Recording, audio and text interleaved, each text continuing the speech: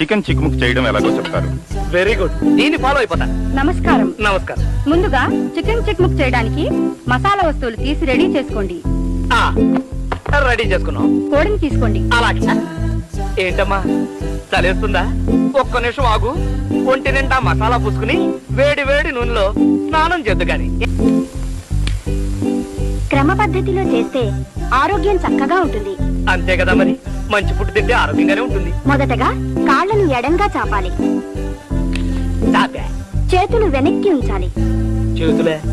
కోడికి చేతులు ఎక్కడుంటాయి? భాషా దోషం, రెక్కలై ఉంటాయి. వెనక్కి పంచ. తలని మెల్లగా అటూ ఇటూ తిప్పండి. తిప్పే. ఇప్పుడు కాళ్ళు దగ్గరగా పెట్టి ఊపిరి గట్టిగా పీల్చండి.